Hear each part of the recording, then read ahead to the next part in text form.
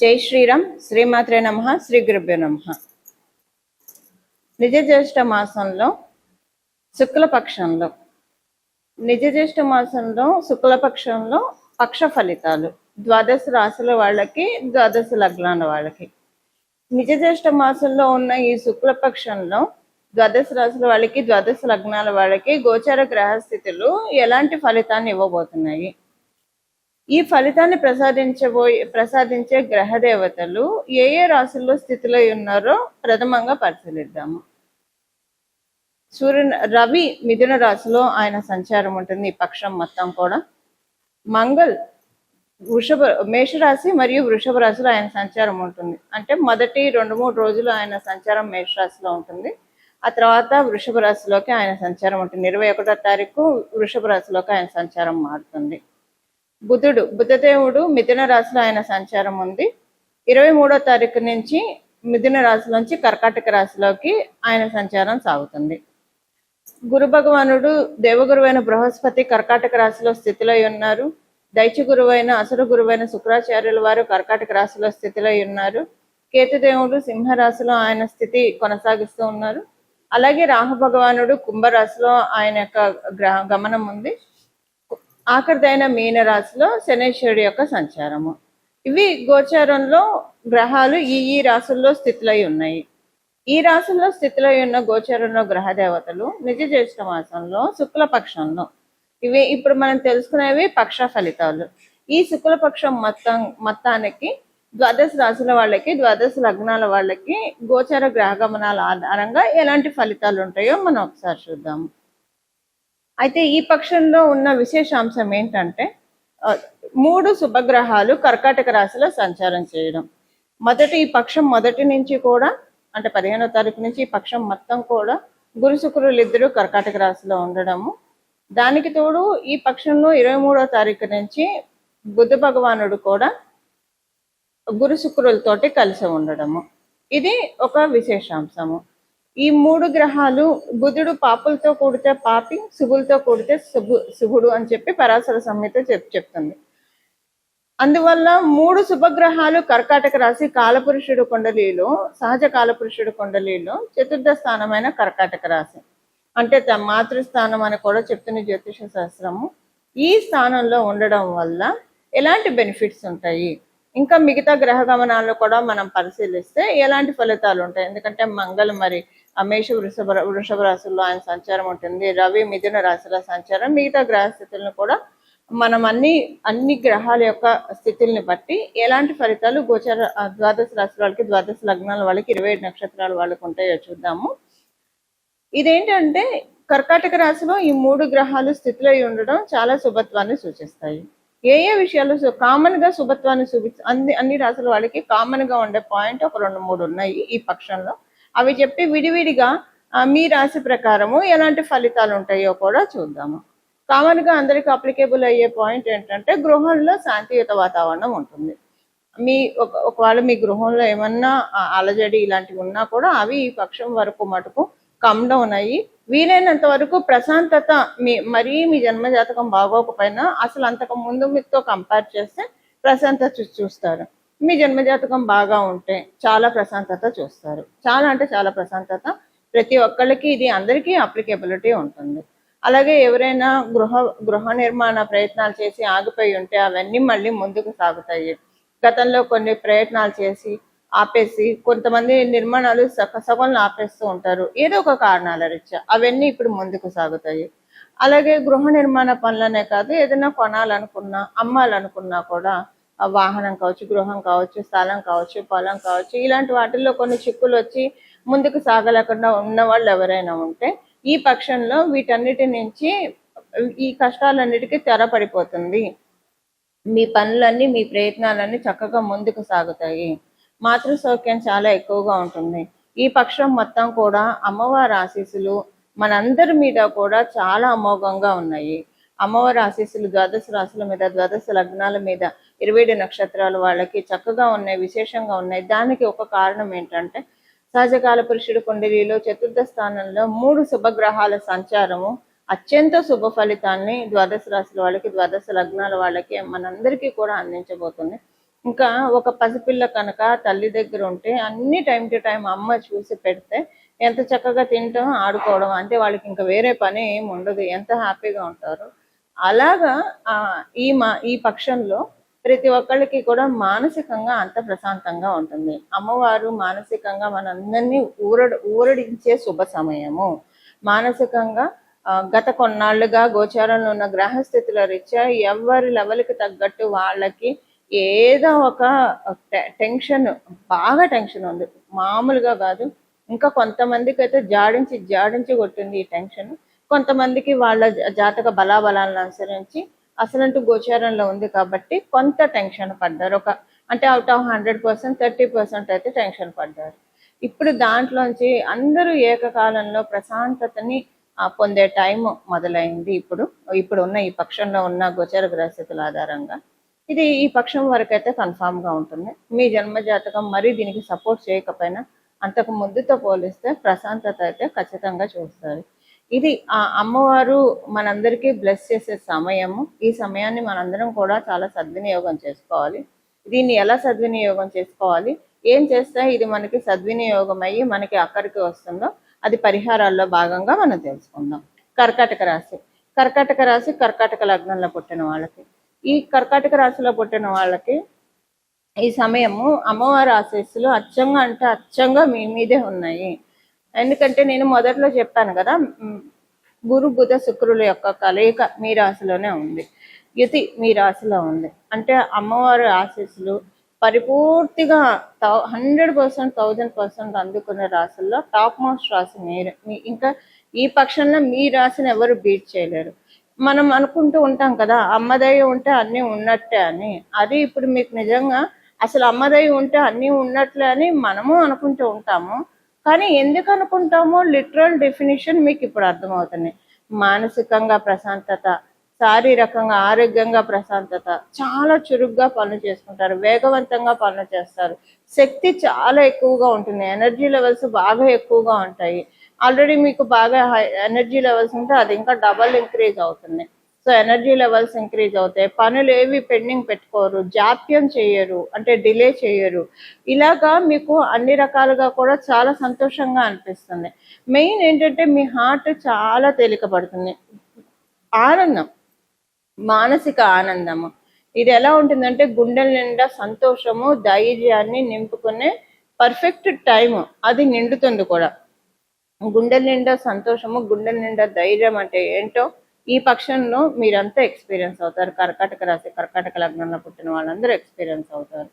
మీ తల్లిగారు వర్కింగ్ అయితే కనుక వారికి చాలా మంచి శుభ సమయం. అలాగే ఒకవేళ మీ తల్లిగారు హోమ్ మేకర్, ఆమెకి సొసైటీలో ఎక్కువ మందితో మాట్లాడతారు, అంటే చుట్టాలతో కావచ్చు, ఇలాగా సోషల్ సర్కిల్లో ఎక్కువ కలవడము, అది ఫంక్షన్స్కి కలవడం కావచ్చు, ఏదో ఒక రకంగా ఒక 10 మందితో ఎప్పుడు ఎవరో ఒకరితో ఈ పక్షంలో ఎక్కువ అసోసియేషన్స్ ఉంటాయి ఆమెకి. అది కూడా ఆమెకి మంచి ఎనర్జీని ఇస్తుంది. ఇలాగా మీరు ఒక దేవాలయానికి కూడా సందర్శిస్తారు. ఈ దేవాలయ సందర్శన భాగం ప్రయత్నపూర్వకంగా మీరు వెళ్తే ఇంకా మంచిది. ఏదైనా అమ్మవారి ఆలయానికి లేదా అనుకోకుండా అయినా వెళ్తారు. ఈ వెళ్ళడం వల్ల మీకు చాలా ఎనర్జీస్ రీలోడ్ అవుతాయి, మీకు అప్లోడ్ అవుతాయి. అంటే అమ్మవారి యొక్క పాజిటివ్ ఎనర్జీస్ని పూర్తిగా మన ఆరాలోకి మనం నింపుకునే ఛాన్స్ ఇప్పుడు ఉంది. దీనివల్ల ఏమవుతుంది, పాజిటివ్ ఎనర్జీస్ నింపుకోవడం వలన దిష్టి దోషాలు, నరదిష్టి, నరఘోష, నరపీడ ఇలాంటి వాటికి మనం అస్సలు లోబడము. ఇప్పుడు మరి చాలా మంది పీఠాధిపతులు వీళ్ళందరికీ దిష్టి దోషాలు ఉండవా? అందరికీ ఉంటాయి. కాకపోతే వాళ్ళ ఉపాసనా బలము వాళ్ళకి అస్సలు దిష్టి దోషం అనేదే తగలదు. కొంచెం కూడా వాళ్ళ నీడని కాదు కదా, వాళ్ళు ఉన్న చోట ఒక 500 కిలోమీటర్ల దాకా కూడా అవి వెళ్ళలేవు. అంత తపోబలం, అంత నిష్ట కలిగి ఉంటారు కాబట్టి, సత్యనిష్ట. ఇప్పుడు అంటే మనలాంటి సామాన్య ప్రజానికానికి అంత సాధ్యపడదు. కాకపోతే ఎందుకంటే వాళ్ళ నిష్ట వేరు, వాళ్ళ జీవన విధానం వేరు, మన జీవన విధానం వేరు, మన నిష్ట, మన ఆచారాలు వేరు. కాబట్టి ఇప్పుడు అలాంటిది మనము రీగెయిన్ చేయొచ్చు. ఇప్పుడు మనం ఏదైనా టెంపుల్కి వెళ్తే ఎంత శక్తిని అమ్మవారు మనకు ప్రసాదిస్తారంటే, కనీసం రాబోయే ఒక 2-3 సంవత్సరాల వరకు ఈ దిష్టి దోషాలు ఇలాంటివి ఏమీ లేకుండా మనల్ని మనం ప్రొటెక్ట్ చేసుకునేంత బఫర్ ఎనర్జీ అమ్మవారు నిస్సందేహంగా మనందరికీ కూడా ప్రసాదిస్తున్నారు. సంతానానికి సంబంధించిన అనుకూలతలు ఎక్కువగా ఉన్నాయి. సంతానానికి ఆరోగ్య సమస్యలు ఏమైనా ఉంటే అవన్నీ కూడా చక్కగా సెట్ అయ్యే సమయం. అంతర్బహిర్ శత్రువుల నుంచి విముక్తి పొందే సమయము. అలాగే దాంతోపాటు మీ వైవాహిక జీవితం చక్కగా ఉంటుంది. మీ స్పౌస్ తోటి, మీ జీవిత భాగస్వామితోటి టైం ఎక్కువ స్పెండ్ చేస్తారు. మంచి మంచి విషయాలు, ఆనందకర విషయాలు చాలా ఎక్కువ షేర్ చేసుకుంటారు. వివాహ ప్రయత్నాలు కనుక మీరు చేస్తూ ఉంటే మీరు చేసే వివాహ ప్రయత్నాలన్నీ కూడా చాలా సక్సెస్ఫుల్ పాత్రలోకి వెళ్తాయి. ఇలాగా అన్ని రకాలుగా కూడా మీ తండ్రి గారికి హెల్త్ బాగా ఉంటుంది. మీ తండ్రి గారికి గుడ్ న్యూస్ ఎక్కువగా వింటారు. అలాగే మీకు కూడా ఏదైనా ఒక మంచి అనుకూలమైన సంఘటన, అదృష్టకర సంఘటన ఈ పక్షంలో చూస్తారు. ఎల్డర్ సిబ్లింగ్స్ తోటి మంచి రిలేషన్ ఉంటుంది. ఇలా ప్రతి ఒక్కటి కూడా ఈ పక్షంలో మీకు అన్ని అనుకూలమైన ఫలితాలు ఉన్నాయి. ఇవి ఈ పక్షం యొక్క శుక్లపక్ష గోచార ఫలితాలు కర్కాటక రాశి, కర్కాటక లగ్నంలో పుట్టిన వాళ్ళకి. పరిహారం వచ్చేసేసి అమ్మవారి ఆరాధన. చతుర్థ స్థానం కాలపురుషుడు కుండలిలో బలంగా ఉండడం వల్ల మీరు లలిత అమ్మవారి ఆరాధన చేస్తారా, శ్రీ మహాలక్ష్మి అమ్మవారి ఆరాధన చేస్తారా, లేదా సరస్వతి అమ్మవారి ఆరాధన చేస్తారా? ఏ అమ్మవారి ఆరాధన చేసినా మంచిదే. గ్రామదేవతల అమ్మవారి ఆశీస్సులు తీసుకోవడానికి ఇది చాలా శుభ సమయము.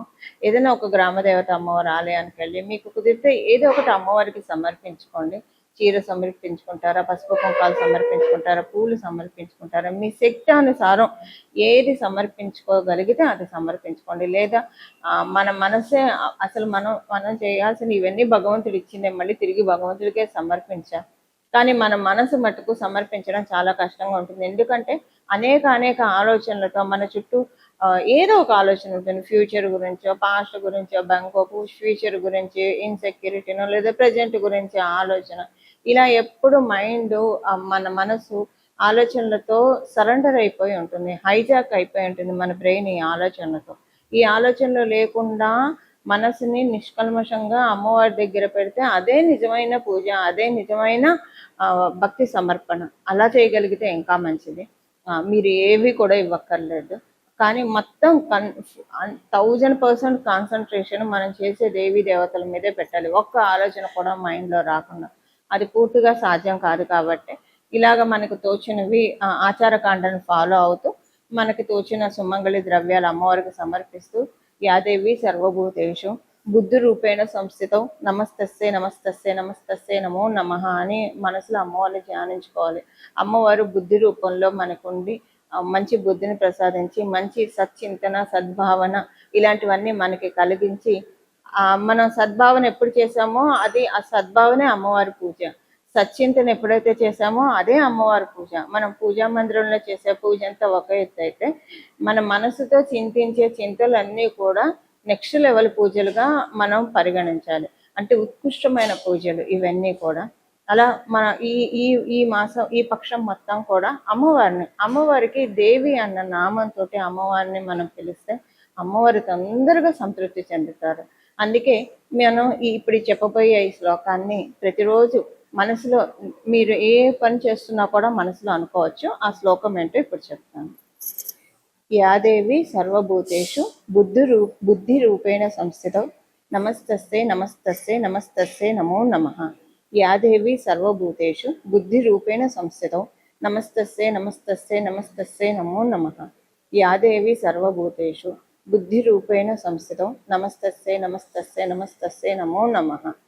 దీంట్లో మీకు ఏ కామ్యం ఉంటే అది మీరు చేర్చుకోవచ్చు. ఉదాహరణకి మీకు సరస్వతి అమ్మవారి కటాక్షం కావాలి, విద్యల్లో బాగా రాణించాలి, లేదా జ్ఞాపక శక్తి, ధారణా శక్తి అని అంటాం మనం సంస్కృతంలో. ధారణా శక్తి అంటే జ్ఞాపక శక్తి పెరగాలన్నా, మనం ఏదైనా సరే మంచి నిర్ణయాలు, తెలివిగల నిర్ణయాలు తీసుకోవాలన్నా, ఏదైనా సబ్జెక్టు స్టడీ చేయాలన్నా, అప్పుడు యాదేవి సర్వభూతేషు విద్యాలక్ష్మి రూపేణ సంస్థితం నమస్తస్సే నమస్తస్సే నమస్తస్సే నమో నమః. యాదేవి సర్వభూతేషు విద్యాలక్ష్మి రూపేణ సంస్థితం నమస్తస్సే నమస్తస్సే నమస్తస్సే నమో నమః. యాదేవి సర్వభూతేషు విద్యాలక్ష్మి రూపేణ సంస్థితం నమస్తస్సే నమస్తస్సే నమస్తస్సే నమో నమః. విద్యాలక్ష్మి అనే ప్లేస్లో మీరు సరస్వతి రూపేణ సంస్థితం అని పెట్టుకోవచ్చు, లేదా శారదా రూపేణ సంస్థితం అని పెట్టుకోవచ్చు, వాణి రూపేణ సంస్థితం అని పెట్టుకోవచ్చు, మీ ఇష్టం. ఇలా మీకు ఏ కోరుకుంటే అది. లక్ష్మీ కటాక్షం కావాలంటే యాదేవి సర్వభూతేషు श्रीलक्ष्मीरूपेण संस्थितौ नमस्तस्यै नमस्तस्यै नमस्तस्यै नमो नमः। या देवी सर्वभूतेषु श्रीलक्ष्मीरूपेण संस्थितौ नमस्तस्यै नमस्तस्यै नमस्तस्यै नमो नमः। या देवी सर्वभूतेषु श्रीलक्ष्मीरूपेण संस्थितौ नमस्तस्यै नमस्तस्यै नमस्तस्यै नमो नमः। ఆరోగ్య సమస్యలు ఉన్నాయి. యాదేవి సర్వభూతేషు శక్తి రూపేణ సంస్థితౌ నమస్తస్యై నమస్తస్యై నమస్తస్యై నమో నమః. యాదేవి సర్వభూతేషు శక్తి రూపేణ సంస్థితౌ నమస్తస్యై నమస్తస్యై నమస్తస్యై నమో నమః. యాదేవి సర్వభూతేషు శక్తి రూపేణ సంస్థితౌ నమస్తస్యై నమస్తస్యై నమస్తస్యై నమో నమః. ఇలాగ ఒకవేళ మీకు కనుక పనులు చురుగ్గా చేయలేకపోతున్నారు, చాలా స్లోగా అవుతున్నాయి, పనులు ఏం ముందుకెళ్ళట్లేదు అంటే చైతన్య రూపేణ సంస్థితం అని పెట్టుకోండి. యాదేవి సర్వభూతేషు చైతన్య రూపేణ సంస్థితం నమస్తస్యై నమస్తస్యై నమస్తస్యై నమో నమః. యాదేవి సర్వభూతేషు చైతన్య రూపేణ సంస్థితం నమస్తస్యై నమస్తస్యై నమస్తస్యై నమో నమః. యాదేవి సర్వభూతేషు చైతన్య రూపేణ సంస్థితం నమస్తస్యై నమస్తస్యై నమస్తస్యై నమో నమః. ఇవేమీ వద్దు, మాకు అమ్మవారి పాద చింతన కావాలి, అమ్మవారే మాకు కావాలని అనుకున్నవారు యాదేవి సర్వభూతేషు సత్వరూపేణ సంస్థితౌ నమస్తస్యై నమస్తస్యై నమస్తస్యై నమో నమః. యాదేవి సర్వభూతేషు సత్వరూపేణ సంస్థితౌ నమస్తస్యై నమస్తస్యై నమస్తస్యై నమో నమః. యాదేవి సర్వభూతేషు సత్వరూపేణ సంస్థితౌ నమస్తస్యై నమస్తస్యై నమస్తస్యై నమో నమః. శ్రీమాత్రే నమః అని ఒకటి చివరిలో చేర్చుకోండి. దీనికి ముందు శ్లోకానికి తర్వాత ఇలా అమ్మవారిని పూజిస్తే సత్వగుణంలో అమ్మవారు ఉంటుంది.